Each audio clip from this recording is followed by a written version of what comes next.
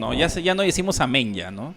Antes decíamos amén, no hay problema. No, no tiene nada malo, por si acaso. Qué gusto verlos, los he extrañado, hermano. Espero que me hayan extrañado también. No sé si me han extrañado, no me han extrañado, no sé si el Señor los ha bendecido más en mi presencia. Yo los extraño mucho, de verdad. Bueno, extraño a todos en general, ¿no? Hemos estado, bueno, yo, porque mi esposa sí ha estado por aquí. Yo he estado más o menos un mes y medio, más o menos un mes por ahí. También porque paramos por las elecciones en la iglesia en Ventanilla.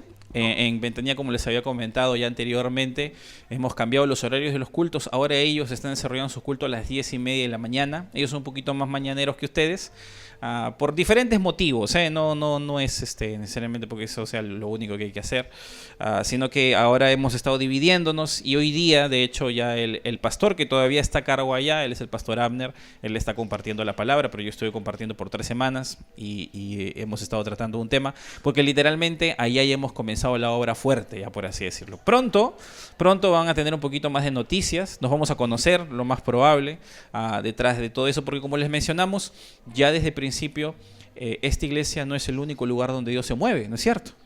El reino de Dios es mucho más amplio y nos conviene siempre trabajar en equipo y ver cómo Dios va haciendo florecer todo esto. Y vamos a bendecirnos de alguna u otra forma. Y durante estas semanas, a que no he podido estar por aquí mucho, pero sí he estado en contacto con varios, sé que el tiempo va avanzando y hay algunas cosas que se van dando, ¿no? Primero queremos extenderle el saludo a nuestro hermano César, nuestra hermana Araceli. ¿Saben dónde está, no? ¿Dónde está?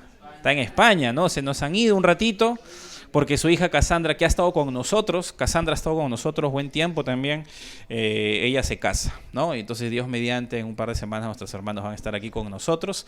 ¿Y cuándo es la boda? ¿Alguien sabe cuándo es la boda?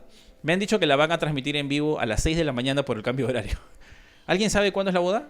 Sé que es un fin de semana, pero no estoy muy seguro. Pero por ahí nos van a pasar el dato para aquellos que conocemos a Cassandra puedan entrar también y gozarse ahí en la transmisión que van a hacer ellos en vivo de la boda. Y nosotros nos gozamos, nos alegramos porque esto es algo que Dios honra, ¿no? El matrimonio. Y en medio de eso, pues vamos a siempre buscar el bien de todos. Pero mientras tanto, mientras que todo esto va sucediendo, nosotros nos preparamos, ¿no?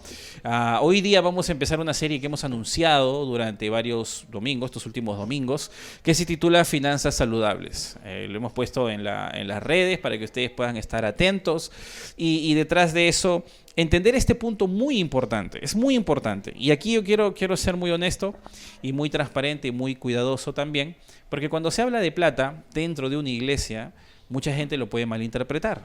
Y mucha gente está esperando que el pastor esté hablando de por qué hay que diezmar, sobre todo ese tema, ¿no?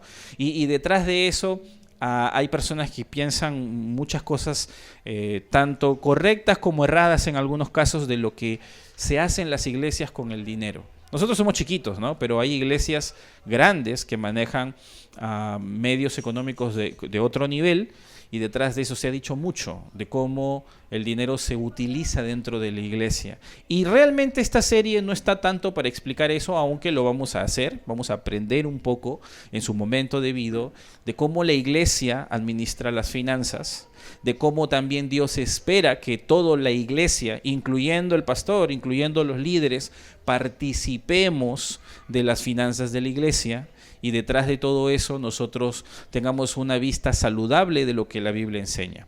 Pero cuando tú ves en la Biblia cómo la Biblia describe las finanzas, el dinero y la forma de administrar los bienes, de hecho esa es la mejor forma de verlo, no solo el dinero monetario, sino todos los bienes, una de las cosas que te vas a dar cuenta es que el tema es mucho más amplio que pensar solo en la iglesia.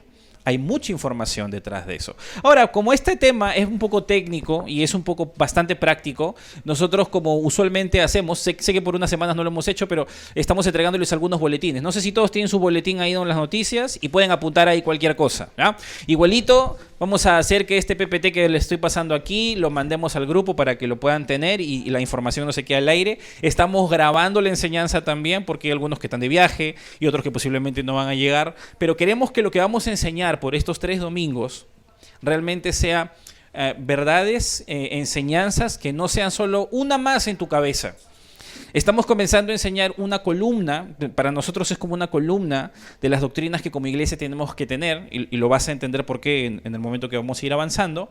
Y este conocimiento esperamos que te acompañe no solamente en estas 3 semanas, sino que pueda darte dirección para cómo tú vas a mover tu vida. Porque te vas a dar cuenta, a la luz de la Biblia, que las finanzas es un tema muy importante, no porque en realidad amemos el dinero, no, porque eso no es lo correcto, sino porque Dios sabe muy bien el papel que juega el dinero en nuestro corazón. Y hay una cosa muy interesante que tú puedes ver en la Biblia, y es que Jesús, cuando estuvo aquí en la tierra, habló de muchos temas, pero uno de los temas que más habló fue del dinero. Y algunos van a pensar, porque Jesús quería plata, seguro. No, no es porque quería plata, todo lo contrario. Él es dueño de todo, justamente eso es lo que hoy día vamos a ver, sino porque detrás de eso, Él sabe muy bien cómo nosotros terminamos de confiar en el dinero. Y cuando el dinero no está, cómo también terminamos de actuar. Aunque no querramos reconocerlo, cuando mi billetera pesa, yo me siento más seguro. Muchas veces es así. Y eso no debe ser de esa forma, porque quien sostiene nuestras vidas es el Señor. Por esa razón, esta serie de enseñanzas nos van a ayudar a tener una cosmovisión, una concepción correcta de cómo manejar nuestras finanzas. Y hoy día vamos a empezar. Pero entonces, antes de iniciar, como lo hacemos usualmente, vamos a orar. Así que ahí donde estás, te invito a inclinar tu rostro y vamos a orar pidiendo a Dios dirección. ¿Ya? Oremos. Padre, gracias una vez más por la oportunidad de aprender tu palabra, de poder venir y adorarte, cantarte. Guíanos en este tiempo de meditar y estudiar tu palabra para que lo que vamos a leer, lo que vamos a estudiar y vamos a meditar no solo sea información. Ayúdanos a que esta información se cale en nuestras mentes, pero sobre todo se lleve a la práctica. Permítenos ahora que iniciamos este tiempo de estudio poder experimentarte, no solamente en nuestras enfermedades, no solamente en los momentos tensos y difíciles de prueba, no solamente en los momentos de gozo, sino permítenos experimentarte a través de nuestras finanzas, a través de los bienes que tú nos das y como dice tu palabra, que te honremos también a través de nuestros bienes, con todo el fruto del trabajo que tú, Señor, nos permites tener. Te agradecemos, Dios, porque esto te honra y porque esto enseña tu palabra y te pedimos tu dirección desde el principio hasta el final. Guíanos en el nombre de Jesús. Amén. Muy bien, entonces vamos a iniciar. Ahora sí vamos a marcar el reloj, perdónenme, voy a hacer esto intencional porque no quiero hablar mucho, quiero ser preciso, entonces voy a poner aquí mi temporizador, si no acá nos salimos a las 2 de la tarde, hermano. No queremos eso. Hay partido. Muy bien, muy bien. Entonces vamos a continuar. Ya dice así, finanzas saludables, ¿qué es lo que hoy día vamos a ver? Cada día domingo vamos a ver un principio. El principio de hoy día es este. Dios es dueño de todo. Nosotros podríamos empezar hablando de muchas cosas, pero esto es la forma más puntual de poder empezar. Y quiero comenzar contándote lo que me pasó hace 2 días, literalmente. Por cosas que Dios permitió, el radiador de mi carro se malogró. Es un aparato que funciona para que el carro no se recaliente. A los que no saben cómo funciona el carro. Entonces lo llevé a revisar y me dijeron, no, ya no tiene arreglo y tienes que comprarte otro. Prácticamente ese fue el diagnóstico, por diferentes motivos. Entonces eso sucedió más o menos el día el día jueves a las 3 de la tarde. El día viernes yo tenía que hacer una diligencia en la mañana y estaba el carro urgente. El día de ayer estaba predicando en una conferencia, en una iglesia, invitado estaba y yo tenía que tener el carro sí o sí. Entonces no podía darme el lujo de decir lo arreglo después. Tenía que arreglarlo en ese momento. Entonces en ese preciso instante dije, me voy a las 50, ahí por Naranjal, donde venden repuestos, a comprar pues uno y ver la forma de ponerlo yo o buscar a alguien que me lo ponga, ¿no? Entonces, como todos los mortales, salí y tomé mi carro, pues, ¿no? Porque yo ya me muevo con el auto normal, voy donde quiero. Ya no me acordaba que era tomar carro así público, ¿no? Entonces yo estoy esperando y decía, si me tomo el chino, posiblemente el tráfico por la hora, yo sabía que ya había empezado a hora punta, me tomo un colectivo. Entonces estoy en Norteño, allá en Puente Piedra, y voy a subir, me subo un colectivo y me siento atrás del chofer. Y en ese momento me pongo a pensar, ya que estos colectiveros los paran amenazando. Y si le meten un balazo, ya comenzaron los temores en mi cabeza, ¿no? Porque hace tiempo que no estoy en colectivo, pero yo sé que eso es lo que pasa a mucha gente, ¿no? Dije, mejor me siento tres asientos atrás. Y cuando quise sentarme, subió una pareja y llenaron todos los asientos. Dije, ya estoy acá ya, ¿no? En medio de eso, que estaba pensando simplemente, no es que estaba aterrado, estaba pensando, entonces el carro comenzó a avanzar Y habremos avanzado pues solamente hasta luego de Puente Piedra, y mi pensamiento de susto de que puedan balear a este hombre, porque es lo que sucede usualmente en las noticias, pasó a un segundo plano porque este chofer no tenía freno. Literalmente comenzó a conducir el auto de tal manera que yo conduzco un poco rápido de algunos que han estado por ahí, pero esto sí era un loco. Él pensaba que estaba en Fórmula 1, o sea, algo estaba haciendo, pero el hombre estaba así, en 16 minutos y medio ya estaba en Naranjal, literalmente, hermanos. O sea, habíamos ido tan rápido, literalmente, que en 16 minutos nosotros ya estábamos en Naranjal. Y sabes que, présteme atención a mí, por favor, dejen que los niñitos vayan, no se preocupen. En 16 minutos yo ya estaba ya en Naranjal, imagínate. Y literalmente en medio de todo ese tiempo y ese espacio, yo estaba pensando, ¿qué voy a estar pensando que puedan dispararle a este hombre? Yo no sabía si iba a salir vivo de ese carro, porque el hombre conducía de tal manera que yo mismo me estaba asustando, ¿eh? Y eso que yo conduzco rápido, pero él sí me hizo pensar mucho, ¿eh?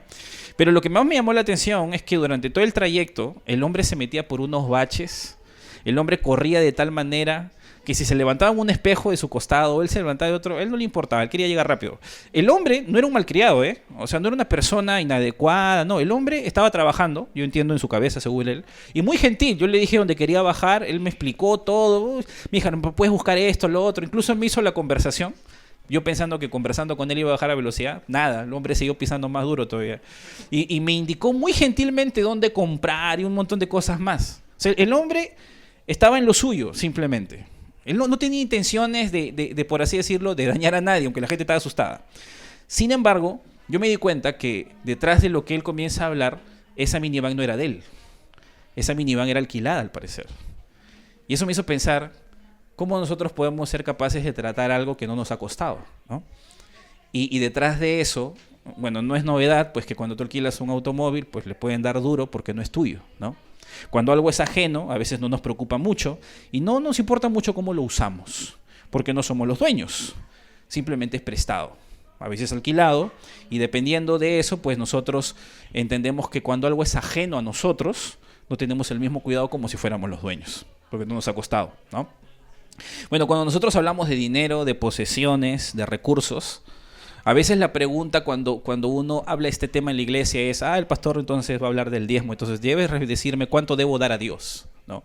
Pero esto no empieza con temas de cantidades y qué es lo que Dios quiere que tú des o cuánto tú des. La pregunta que nosotros debemos hacernos al inicio de todo esto es, ¿a quién pertenece realmente todo? Porque esta ilustración que yo te cuento, esta experiencia que yo he tenido con esta minivan, me hizo pensar mucho en que a veces cuando yo no soy consciente de que todo lo que tengo no me pertenece, sino le pertenece a Dios, yo puedo tratar las cosas que Dios me ha dado sin el valor que realmente merece. Sin tener que ir muy profundo, ya más o menos entiendes por dónde vamos a ir hoy día en la enseñanza. El principio de comprender que Dios es dueño de todo no es un principio simple, es el principio donde se mueve toda la generosidad, todo el tema financiero, todo el tema de administrador de tus bienes y de todo lo que el Señor te ha dado. Cuando tú recuerdas que tú eres un administrador y que Dios es el dueño de todo, las cosas comienzan a tomar su lugar. Yo me paro en el lugar correcto para ver correctamente las cosas y no terminar de engañarme con lo que a veces el mundo dice, con lo que la gente piensa y con lo que incluso a veces hasta mi corazón pecaminoso y egoísta muchas veces quiere hacer. Es por esa razón que cuando nosotros vamos a la Biblia vamos a encontrar que la Biblia no deja este tema al azar, ni lo deja para un capítulo 18 al final de la Biblia, a ver dónde lo metemos para que de pronto, como el dinero no nos hace felices porque no lo hace, nos facilita algunas cosas, pero no nos hace felices en realidad, pues entonces pensamos, bueno, no es importante. Y estás equivocado si piensas que Dios dejó esto como un tema al final. Dios sabía desde el principio de los tiempos cómo los bienes materiales, no exactamente solo el dinero, sino los bienes materiales pueden mover el corazón de una persona. Y por esa razón es importante que tú y yo, como hijos de Dios, que se supone vivimos diferente al mundo, que conocemos la palabra, que mostramos al mundo que existe un Dios que nos bendice, que muestra su gracia, nosotros debemos vivir con la filosofía de Dios y no del mundo. Y eso no está en las últimas páginas de la Biblia, está al inicio. Y eso es lo interesante de ahora. Por eso vamos a ir a Génesis capítulo 2. Abre tu Biblia en Génesis capítulo 2 Y ahí vamos a leer esta porción. Génesis capítulo 2, versículo 8, versículo 9, y luego vamos a leer el 15 y el 17 también, ¿ya? Son unas porciones que tú habrás leído en algún momento, y vamos a examinarlo más detenidamente. Génesis capítulo 2, versículo 8 y versículo 9. Ahí vamos a empezar, ¿ya? Génesis capítulo 2, versículo 8 al 9. ¿Lo tenemos? Listo, ¿no? Muy bien, vamos a leer. Dice así: Y Jehová Dios plantó un huerto en Edén, al oriente, y puso allí al hombre que había formado. Y Jehová Dios hizo nacer de la tierra todo árbol delicioso a la vista y bueno para comer. También el árbol de la vida en medio del huerto y el árbol de la ciencia del bien y del mal. Tomó pues Jehová Dios al hombre y lo puso en el huerto de Edén para que lo labrara y lo guardase. Y mandó Jehová Dios al hombre diciendo: de todo árbol del huerto podrás comer, mas del árbol de la ciencia del bien y del mal no comerás, porque el día que de él comieres, ciertamente morirás. Solo hasta ahí, ¿ya? En el versículo 15, nos salteamos unos versos, se nos habla exactamente de lo que Dios hizo con Adán una vez que lo creó. Y cuando Dios crea al hombre en este momento, se nos narra algunas condiciones. Y eso es lo importante de esta porción. En el capítulo 1 de Génesis, no te estoy pidiendo que lo leas, pero si tú lees todo el capítulo 1, tú te vas a dar cuenta que se nos da una presentación general, panorámica de cómo Dios crea todo. No solamente crea al hombre, también crea las estrellas, la tierra, la atmósfera, los animales, todo lo que existe en la creación. Pero en el capítulo 2 se nos da una visión específica de la creación del ser humano y de su propósito. Esto sucede en el sexto día. Es decir, el capítulo 2 no es el siguiente día después de haber creado, sino que es una narración que se enfoca solo en el sexto día, explicándonos cuándo y cómo Dios creó al hombre. Y cuando esto sucede, lo hace porque Génesis no fue escrito para que tú tengas un Lexus, una enciclopedia de cómo Dios hizo las cosas. Génesis fue escrito sobre todo para que el pueblo de Israel sepa cómo Dios creó la humanidad, cuál es el propósito del hombre del cual nace Israel, porque Moisés es el que escribe este libro. Y en esta porción, sobre todo, la intención básicamente de Moisés no es contarte cómo Dios hizo todo, sino cómo llegó a entrar el hombre dentro de la creación. ¿En qué orden? Si tú lees el capítulo 1 de Génesis, te vas a dar cuenta, y Dios creó esto, y Dios creó esto, y Dios creó esto, dice así, cada día hizo esto, y el versículo 26 dice: entonces Dios hizo al hombre. Y detrás de eso, tú te das cuenta que eso es lo que a él importaba. Por esa razón, es que en este momento, cuando estamos leyendo el capítulo 2, tú tienes que entender algo. Aquí se nos está ampliando un poquito la cosa, pero en este momento no había pecado. Estas cosas que nos está diciendo la Biblia no son en un momento donde el pecado ha entrado a la humanidad y las cosas se han corrompido. No. El diseño original de Dios, cuando se nos habla acerca de la labor y de la creación que Dios le da al hombre y que le pone sobre su propia vida, lo hace en el contexto de no tener pecado. Y por esa razón la Biblia establece un primer principio de economía en la Biblia antes de que el pecado esté aquí. Y eso nos enseña algunas cosas, porque allá había establecido Dios en medio de este tiempo, antes de que el pecado se dé, principios de propiedad, de trabajo y de administración. Tú ves aquí que Adán no solamente es creado, sino que se le delega responsabilidad. Y es por esa razón que hay gente que por ahí piensa que como Adán, cuando pecaron, le dijeron: con el sudor de tu rostro vas a tener que conseguir el alimento. Algunos dicen: el trabajo es maldición de Dios, ¿no? El trabajo es consecuencia de que el hombre pecó, ¿no? No, el trabajo nunca ha sido consecuencia. Que sea difícil sobrevivir es otra cosa. Que sea complicado lograr, ¿no? Y lo vemos, ¿no? ¿Quién no ha pagado derecho de piso en un trabajo? A menos que seas hijo de papá y tu papá es un empresario y te dejó la empresa, posiblemente. Pero eso es difícil en nuestro contexto. La realidad es que a todos nos cuesta sobrevivir, trabajar y comprar nuestras cosas y pagamos derecho de piso en diferentes contextos y vamos avanzando. Pero la realidad detrás de todo eso es que eso es consecuencia del pecado, pero no el trabajo. El trabajo es algo que Dios creó desde el principio. Y por esa razón, cuando Dios crea el trabajo, también crea el concepto de administración y de propiedad. Y estas tres cosas van de la mano. Por eso lo primero que tú puedes ver en el capítulo 2, versículo 8 y 9, que dice ahí, y Jehová Dios plantó en un huerto en Edén, y puso allí al hombre, dice el texto, ¿no? Tomó pues Jehová Dios al hombre y lo puso en el huerto de Edén para que lo labrara y para que lo guardase. Lo primero que tú puedes entender es que Dios es el propietario, el hombre es el administrador. Y esto hacemos bien en empezar aprendiendo esto, porque esto no solo es con el dinero. Dime qué has hecho tú para obtener el cuerpo que tienes. Es que yo voy al gym, hermano, me dice. Que yo cuido mi salud, ¿no? Sí, pero tú no has hecho nada para generar la vitalidad de una sola de las células de tu cuerpo. Eso lo sostiene Dios. Y cuando tu cuerpo se sigue sosteniendo con salud, eso lo sigue haciendo el Señor. Que tú lo administres bien o lo administres mal, esa es otra cosa. Cuando hablamos de alimentación, de dormir bien, de cuidar tu salud, de ver por ti, estamos hablando de administración, no de propiedad. Y tú tienes que comprender una cosa que la Biblia nos enseña desde el principio. Todo nos ha sido entregado, desde nuestros cuerpos hasta el trabajo, hasta el dinero que tenemos y hasta tus propios hijos. En medio de todo eso, nosotros podemos entender que aquí hay un orden, ¿no? En el texto, Dios planta el huerto. Dios hace crecer los árboles. Dios provee todo, literalmente. Y luego Dios coloca al hombre. Esto es más que obvio, ¿no? No hay que ser muy inteligentes para entender esto, pero Adán nunca construyó el Edén. No, él no construyó el lugar donde Dios lo terminó de poner. Él es como una plantita que la plantaron en un lugar que él no escogió y le tocó crecer. Y así somos todos, ¿no?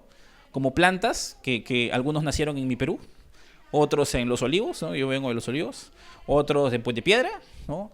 Y otros de diferentes partes del país. Y no escogimos la tierra donde Dios nos permitió vivir, pero Dios nos dio un lugar donde crecer y estamos aquí gracias a Él. En medio de todo eso, Dios es el que crea los ríos, Él es el que lo recibe todo, y el primer día de su existencia, Adán se vio rodeado de cosas que Dios le había entregado. Luego, después de que Dios hace todas estas cosas, Dios le entrega una responsabilidad. Le dice que él debe labrar y debe guardar ese huerto. Si tú entiendes la idea, Edén era una región. Edén significa deleite, era una región muy rica, beneficiosa, deleite significa literalmente, y dentro de esa región había un huerto. O sea, no es que Edén era todo el huerto, Edén era una región, y dentro de esa región hermosa había un huerto, y ahí Dios puso a Adán, es decir, lo puso en el lugar llamado deleite, en el mejor distrito, y lo puso en un huerto dentro de ese lugar. O sea, es como que él estaba en las casuarinas de la época inicial del mundo, ¿ya? Una cosa así, pues un lugar bastante cómodo, bastante llamativo, con bastante deleite. Y Dios le dio este lugar para que él lo administrara. Y por esa razón, cuando nosotros entendemos esto sugiere que Adán desde el principio entendía que tenía una labor sagrada de cuidar todo esto, porque sugiere que el trabajo de Adán no era más que simplemente agrícola, de cuidar el lugar. Detrás de eso, cuando tú ves la palabra que se utiliza aquí, servir, trabajar, cultivar, porque es lo que Dios le dice labrar, también implica detrás de eso, se describe un servicio que va más allá, porque estas mismas palabras en el hebreo son las mismas que se utilizaban más adelante en este mismo texto de Génesis para describir la tarea de los sacerdotes en el templo. Es decir, así como hablamos de labrar y de guardar, estas dos palabras se utilizaban para que cuando llegó el tabernáculo y los sacerdotes servían en el templo, en el tabernáculo, se usaban estas mismas palabras para explicar consagración. Lo que eso nos enseña es que el trabajo de Adán no era solamente agrícola, era una forma de servir a Dios y era una forma de adorar a Dios.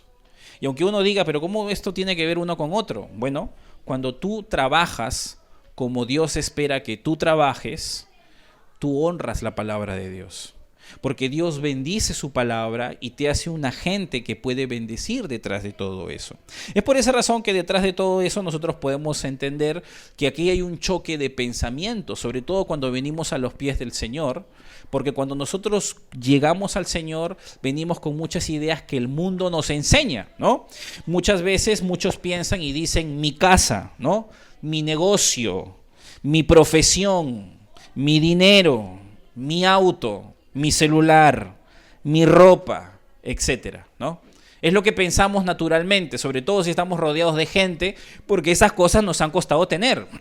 Y de alguna u otra forma, nosotros nos adueñamos de eso, pero Génesis cambia completamente esa perspectiva porque nos enseña que Dios es dueño de todo. Claro, Dios no creó, bajó a la tierra a crear una chompa, pero trajo a la naturaleza todos los insumos para que esa chompa esté ahí. Dios creó todos los medios necesarios para que tú obtengas el trabajo y ese sobrante para comprarte esa chompa. Igual con cada una de las cosas, pero esto es cuando pensamos en lo material. Yo quisiera que vayas un poco más allá, porque este concepto de que Dios es dueño de todo, en realidad en la Biblia es más amplio. Porque Dios no es dueño solo de las cosas materiales que poseemos. Dios es dueño de todo lo que nosotros somos. Por ejemplo, si tú has desarrollado una profesión, o una empresa, o un negocio, o tienes una habilidad para hacer algo, ¿es acaso tu propia esencia autónoma que la ha permitido tener de la nada? ¿O es Dios que, orquestando las cosas sabias en tu vida, te ha permitido y te ha concedido a ti tener algo que otros no tienen? Hay un texto en Corintios que les habla Pablo a los de Corintios para hablarles de su orgullo y detrás de los dones espirituales que ellos se jactaban tener con lo espiritual, Y Pablo les dice, ¿qué tienes que no hayas recibido? Dando a entender que ellos estaban desenfocados, sintiéndose muy capaces, con muchos dones que habían sido dados por Dios, pero que en realidad no les pertenecían a ellos. Ellos, si tenían grandes dones, no era para que ellos se exalten delante de otros o se apoderen de algo que era poder del Espíritu Santo. Es por esa razón que nosotros debemos preguntarnos, no solamente por los bienes materiales, porque mi profesión o los logros que tenemos, o el esposo o la esposa que tienes, o la pareja que tú tienes, ¿acaso Dios no te la ha permitido tener? Los hijos que tú tienes, ¿ha sido porque de pronto se te ocurrió tener o porque te equivocaste por el tiempo? No, es porque Dios te lo ha entregado, porque en el tiempo debido Dios ha buscado dártelo. El cuerpo que tú tienes, Él te lo ha entregado. La reputación que has levantado, Él te lo ha dado. O sea, todo lo que tú administras le pertenece primero a Dios. Nuestro trabajo no consiste únicamente en producir ingresos. Nuestro trabajo consiste en cuidar correctamente aquello que Dios nos ha confiado. Y justamente es ahí donde las cosas empiezan. No deben empezar pensando en cantidades, deben empezar pensando en propiedad. ¿Quién es dueño de todo lo que tienes? ¿Eres tú realmente o es el Señor? Cuando nosotros vamos a la Biblia nos damos cuenta que es el Señor, ¿no? El Señor nos ha confiado cosas, nos ha entregado. Y esto ha sido en base a su gracia. A algunos nos ha dado más que otros en algunos aspectos. Por ejemplo, Dios me ha dado la oportunidad a mí de casarme joven. Y algunos en este mundo dirían, eso es un castigo, ¿no? Pero para otros yo puedo decir, es una bendición. Yo conozco gente de mi generación que durante años ha querido casarse y hasta ahorita no se casan. Y bueno, a veces uno puede pensar en muchas razones detrás de eso, ¿no? Dios me ha permitido tener un hijo. Yo quería tener más, pero Dios no me ha permitido. El pastor Miguel Núñez, si ustedes han escuchado sus enseñanzas, él o su esposa, no sé quién de los dos es estéril, no pueden tener hijos. No tienen hijos. No han podido tener hijos. Es un gran hombre de Dios, pero Dios no les ha permitido tener hijos. Porque es una gracia que Dios decide dar a quien quiere. Hay personas que han crecido con salud toda su vida y hay gente que desde muy joven sufre con diabetes.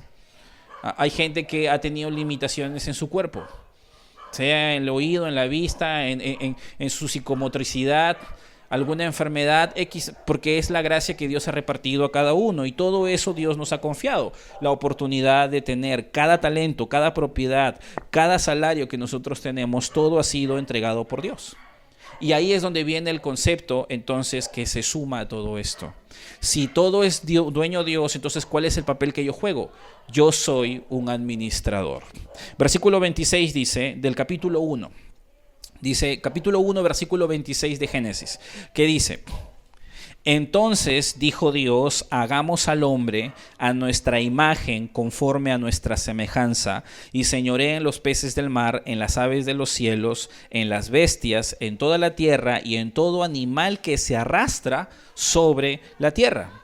Y creó Dios al hombre a su imagen, a imagen de Dios lo creó, varón y hembra los creó, y los bendijo Dios y les dijo: fructificad y multiplicaos, llenad la tierra y sojuzgadla, y señoread en los peces del mar, en las aves de los cielos y en todas las bestias que se mueven sobre la tierra.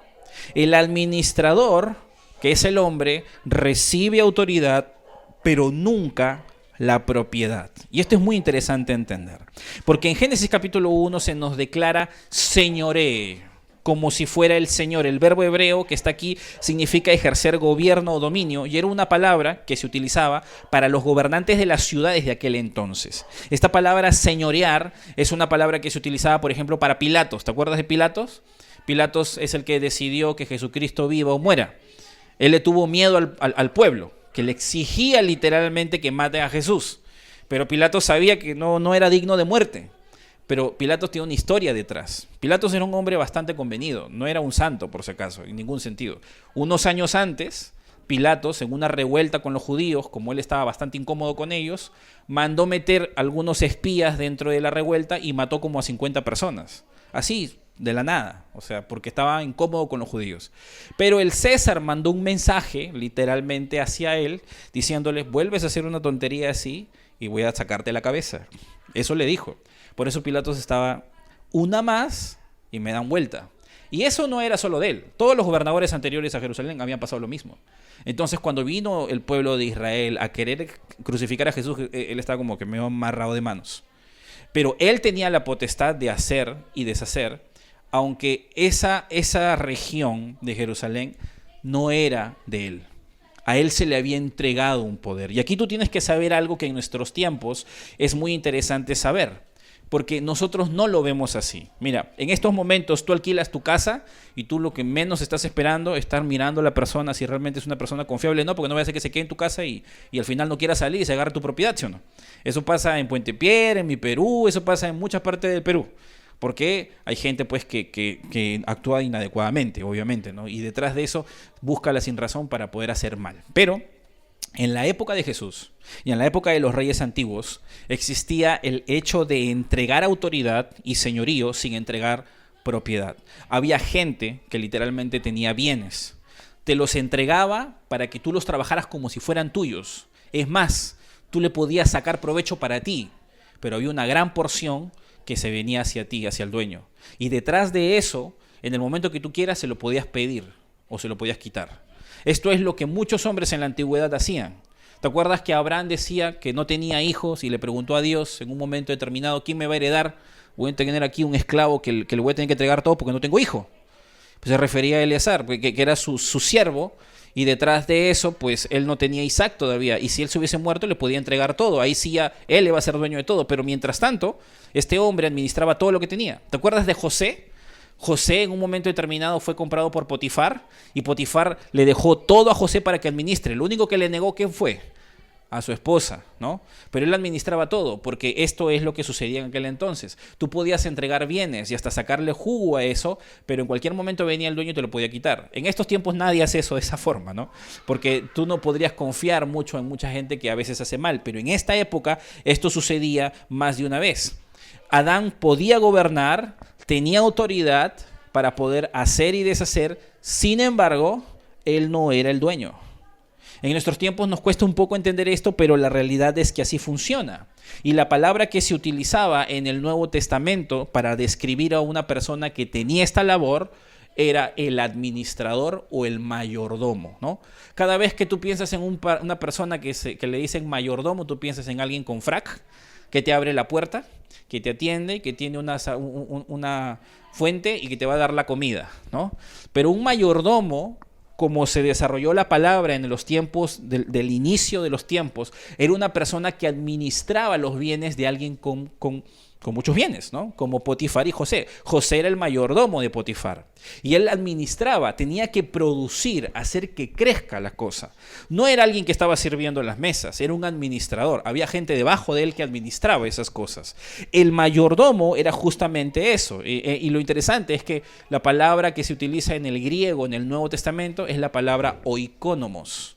Si en algún momento tú escuchas alguna enseñanza sobre este tema, te apuesto que alguien te va a decir esto. O sea, existía este concepto de ser mayordomo y la palabra es oikónomos. Oikónomos es una palabra compuesta que significa oikos, significa casa, y nomos, que significa administrador o gestor, que significa el que administra la casa.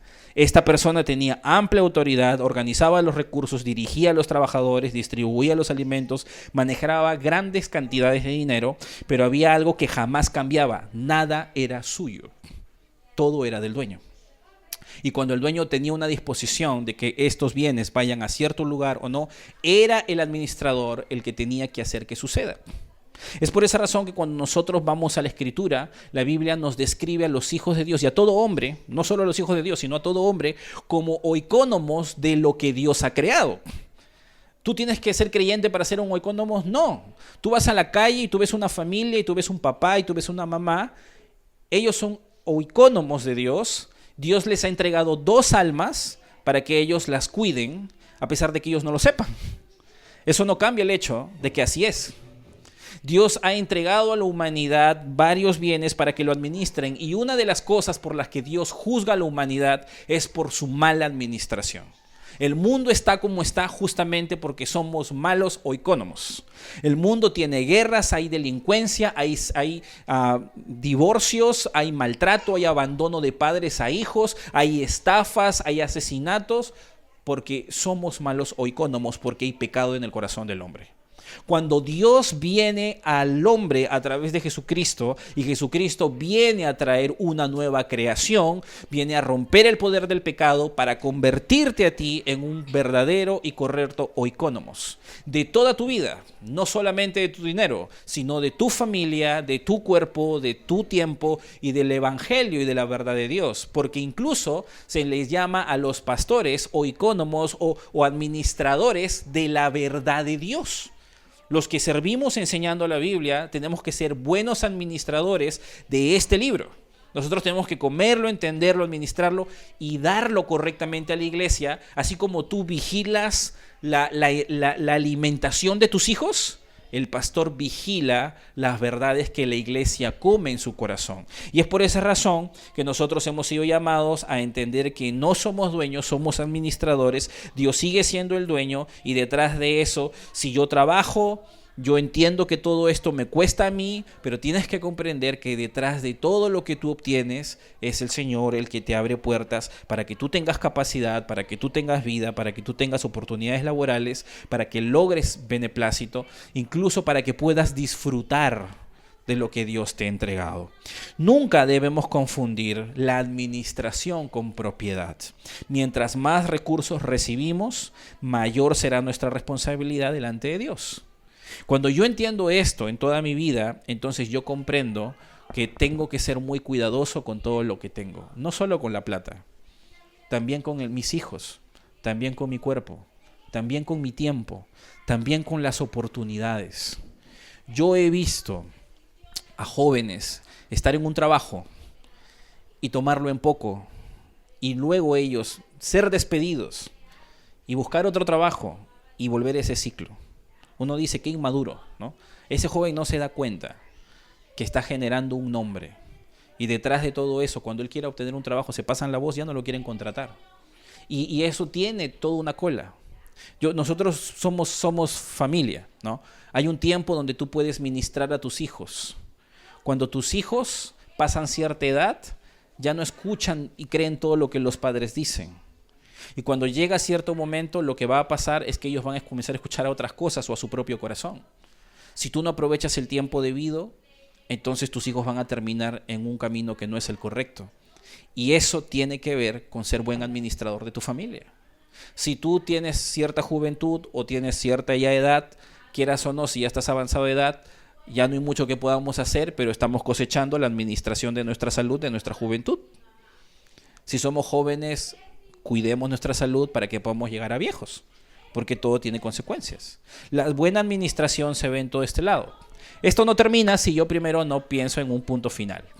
Y eso está en el versículo 16. Versículo 16 del capítulo 2. Si regresas al capítulo 2, ¿qué dice el versículo 16? Y mandó Jehová Dios al hombre diciendo, de todo árbol del huerto podrás comer, mas del árbol de la ciencia del bien y del mal no comerás, porque el día que de él comieres, ciertamente morirás, ¿no? Después de entregar el jardín, Dios establece un límite. O sea, Dios no le dice, haz lo que quieras, ¿no? No, le pone un límite, sí, pues, o sea, administralo todo, pero no vas a comer de este árbol. Aunque Adán podía disfrutar del jardín, él seguía existiendo una señal visible de que él no tenía control total de todo lo que se le había entregado. El hombre piensa en estos tiempos, la humanidad propone que el hombre es lo más importante del mundo. Que para estos tiempos el humanismo, donde el hombre debe ser el centro, debe ser el fin de todo, ¿no? Cuando incluso se habla de política en la democracia, ¿quién es el soberano? ¿Han escuchado eso o no? En la democracia, cuando los políticos hablan, ¿quién es el soberano? El pueblo, dicen. Porque el pueblo en la democracia es el que tiene la última palabra, ¿no? Con el voto en general. Por eso se quejan tanto del Congreso, que el Congreso hace cosas que la población no quiere. Y eso es lo que se dice. En la idea del hombre, la democracia que se enseña, que no por si acaso es bíblica, pero es lo que el mundo hace y que digamos que está más acertado con lo que la Biblia enseña, enseñan que el hombre tiene la capacidad. Pero cuando tú vas a la Biblia te vas a dar cuenta que Dios es el dueño y que Dios pone los límites. Y esto es una de las cosas que tú te das cuenta aquí. Adán no era totalmente autónomo, él era responsable.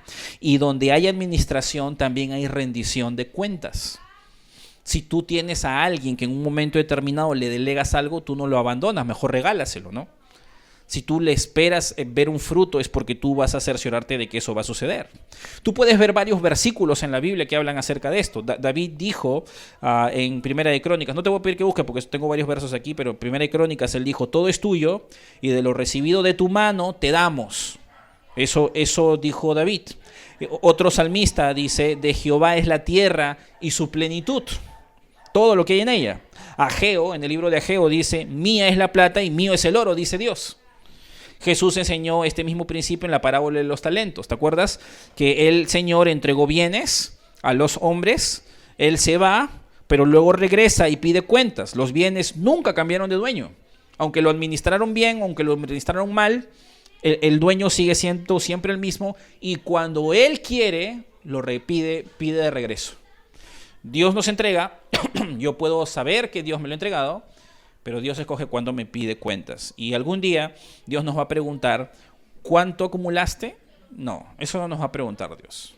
Dios no tiene una calculadora para poder evaluar las cifras que logramos.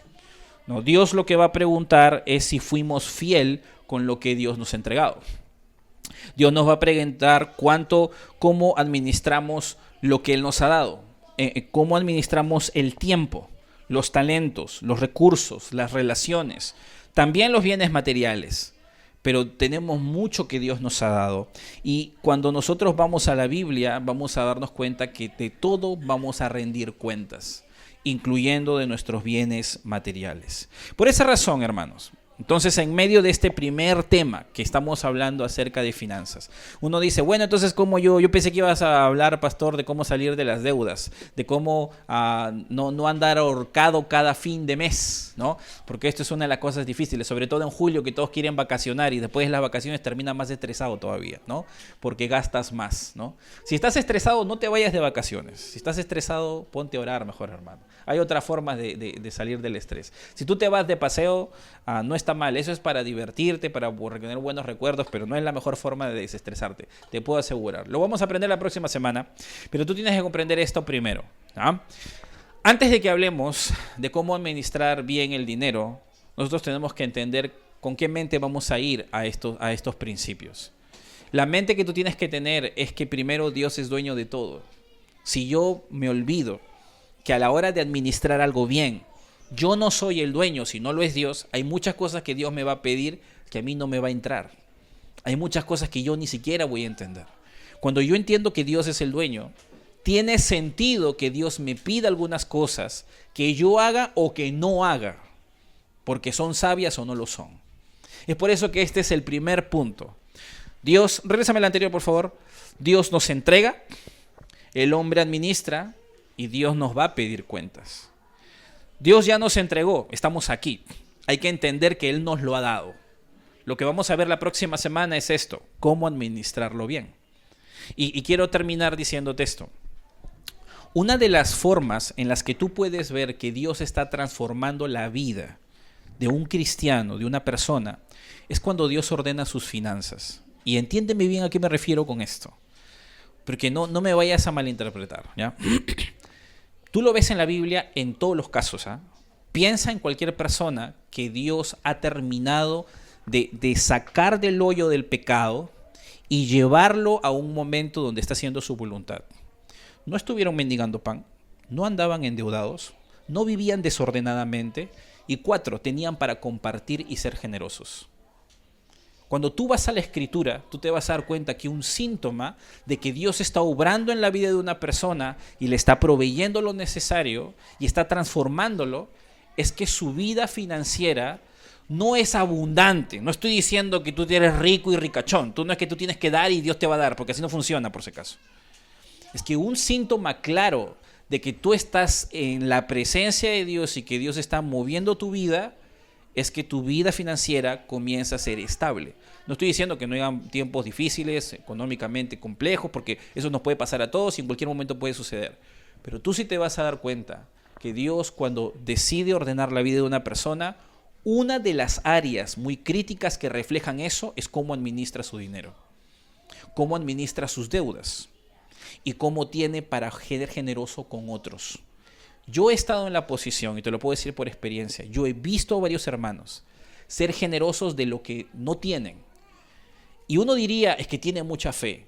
A veces es que no quiere quedar mal. Y a veces es que eso no pasa una vez, pasa todo el tiempo.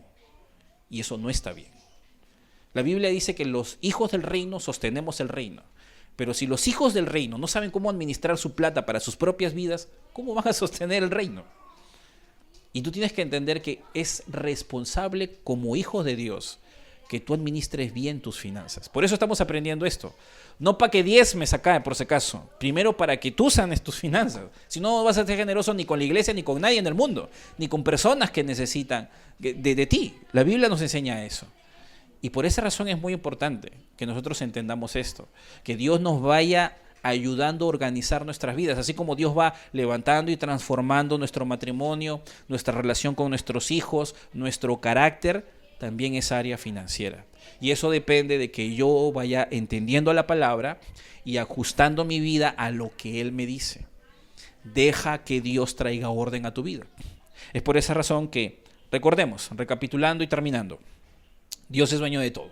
Si Dios es dueño de todo, nosotros solo somos administradores. Cuando olvidamos esto, nace la avaricia, nace la ansiedad, nace la codicia y nace el egoísmo, porque eso es lo que pasa en nuestro corazón. Cuando recordamos que todo pertenece al Señor, nuestras finanzas dejan de ser un asunto de posesión y se convierten en un acto de adoración. Porque qué hermoso sería que con el tiempo tú puedas decir gracias Dios porque me has prosperado y puedo ser generosos con otros, porque tú me has prosperado. No porque tú estás haciendo un trueque con Dios. Dios no es la tinca, ni es un centro de apuestas donde tú metes tu plata y te recibes más dinero. No, tú no vas a ver eso. Pero tú sí vas a ver a Dios traer orden a una persona que honra sus principios y que es un buen administrador de lo que Dios le ha entregado. Así que detrás de eso hay 3 cosas que podemos hacer. Número 1, da gracias a Dios. Lo mejor que tú puedes hacer con lo que acabamos de aprender es ser agradecido. Para ser agradecido, tú primero te detienes, piensas en lo que tienes y oras dándole gracias. Gracias Dios por mi familia. Gracias Dios porque tengo un cuerpo. Gracias Dios porque tengo un trabajo. Gracias Dios porque me das la oportunidad de servirte. Gracias Dios porque me das esto, lo otro. Dale gracias a Dios. Lo segundo, admínistralo bien. ¿Qué vas a hacer para poder ajustar tu tiempo, tu dinero, tu familia, tu cuerpo? Para administrarlo bien. Número 3, que es un poquito más complicado porque no lo puedes hacer ahorita. Cuando venga la tentación de no administrarlo bien, sé fiel, que es lo que Dios espera. Y detrás de todo eso, vive claramente dejando a Dios tu vida. O sea, confía en Él. Porque detrás de todo esto tú entenderás que una vida financiera saludable comienza cuando dejamos de vernos como dueños y comenzamos a vivir como administradores de Dios. Porque eso es lo que somos, de todo. Amén. Con miedo lo dicen, hermanos. No, que todo nos pasa, pero la realidad es que así es. Y como verás, esto no solamente es para hablar de plata. Esto tiene que ver con todo lo que tenemos en nuestra vida. Este tema es muy bueno para la iglesia porque no solamente trae orden a tus finanzas. Tú no puedes tener orden en tus finanzas si tú no eres ordenado en tu propia vida. Así que si tú eres una persona que anda viviendo desordenadamente en otros aspectos de tu vida, estos temas te van a retar a organizarte bien y no vivir como el mundo vive. Porque el peruano le gusta dejar todo al final, ¿sí o no? El peruano espera el último momento, ¿no? Si no piensa qué pasa en el tráfico el 25 de diciembre, ¿no? Es horrible ir a comprar. Anda, intenta ir a Megaplaza, vas a ver cómo no regresas, ¿no? Porque es lo que sucede, ¿no? Igual, es más, hermano. En la iglesia hacemos un evento, tenemos 3 semanas para escribir y se escriben 2 días antes, hermano. Tenemos nosotros así asustados, estamos si va a alcanzar o no va a alcanzar, pero llega y está bien, o sea, esa es costumbre de todas las iglesias, porque así es el Perú, pero no debería ser así. ¿Por qué? Porque debemos ser buenos administradores. Y eso no debería ser un problema. Eso es normal hasta cierto punto. Pero te lo digo porque ya uno conoce estas cosas, ¿no? Y eso implica que nosotros veamos a Dios en esta área. Oremos. Padre bueno, gracias por la oportunidad que tú nos das de aprender tu palabra. Te pedimos, Dios, que no solamente esta información que recordamos o que sabemos sea algo que tú guardas en nuestras mentes. Ayúdanos porque ponemos este tema sobre la mesa y posiblemente a muchos de nosotros nos reta a administrar mejor nuestro dinero, nuestro tiempo, nuestros mismos cuerpos, los medios que nos has entregado, porque tú eres honrado cuando nosotros somos ordenados con lo que nos has entregado, porque tú eres honrado cuando otros ven que tú nos prosperas, porque tú eres honrado cuando nosotros te adoramos, porque vemos tu mano, honrando tú mismo tu palabra, lo que has dicho que vas a hacer en medio de nuestras vidas.